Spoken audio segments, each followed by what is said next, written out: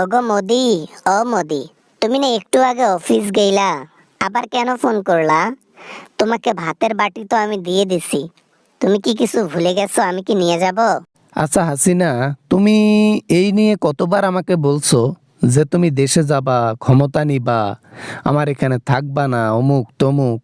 এই কথাগুলো কতবার বলছো আজ পর্যন্ত? এই 5-6 বার বলছি হয়তো বা। কেন, কি হয়েছে?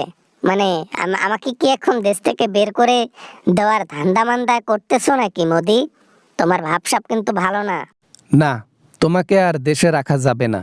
এখন নিজেই ফেঁসে যাচ্ছি। উপর লেভেল থেকে খুব চাপ আসতেছে যে একজন অপরাধীকে আমি জায়গা দিয়েছি, পরে আমার পথ চলে যাবে।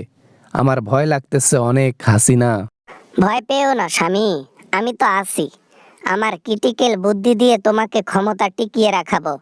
আমার অনেক বুদ্ধি আছে, যেগুলা বুদ্ধি কাজে লাগাইলে দেশের মধ্যে পার্মানেন্ট সরকার থাকা যায়। দরকার নাই, দরকার নাই তোমার ওই বুদ্ধির। তোমার ওই বুদ্ধি তোমার কাছেই রাখো। আমি চাই তুমি দিল্লি ছাড়াও, দিল্লি থেকে অন্য কোনো দেশে যাও, নয়তো তোমার নিজের দেশে চলে যাও। এমন করে বলো না, আমার যাওয়ার জায়গা নেই। আজ পর্যন্ত তোমাকে অনেক কিছু দিয়েছি। আমি তোমাকে যা দিয়েছি প্রিয়, তুমি কখনোই তা ভুলবা না।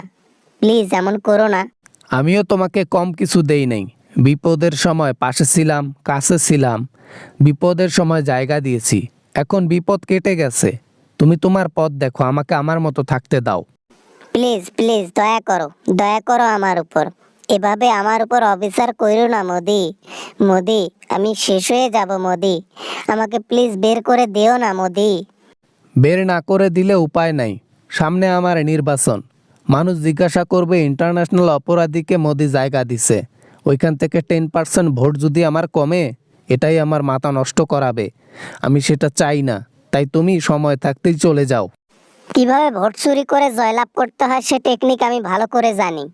আমি তোমাকে শেখাই দেব কিভাবে রাতের অন্ধকারে ভোট চুরি করতে হয়। তুমি আমাকে তাও বের করে দিও না। বাংলাদেশের রাজনীতি ইন্ডিয়াতে খাটে না। ওখানে তো মানুষ তোমাকে কিছু বলেনি, মানুষের মাথায় ইজিভাবে টুপি পরাইছো। এখানে সেটা করতে পারবা না, তাই তুমি চলে যাও, চলে যাও। আমি কোথায় যাব? এই মুহূর্তে পৃথিবীর কোনো দেশ নাই, এমন কোনো দেশ নাই যে আমাকে ভিসা দেবে। যদি দিত, তাহলে সত্যি বলছি, ইন্ডিয়াতে আমি একটুও থাকতাম না। তোমার ছেলে আছে, তোমার মেয়ে আছে, তোমার বোন আছে, তারা তো থাকতেছে আমেরিকার মাটিতে, লন্ডনে থাকতেছে। কই, তাদের তো কোনো সমস্যা নাই। তুমি চলে যাও, তাদের কাছে চলে যাও। তারা তো আমাকে আমাকে থাকতে দিচ্ছে না। তারা তো অন্যায় কাজ করে নাই, কিন্তু আমি অন্যায় কাজ করেছি। আমি তো জানি আমি কি করেছি, আর এই জন্য জায়গা পাই না আমি।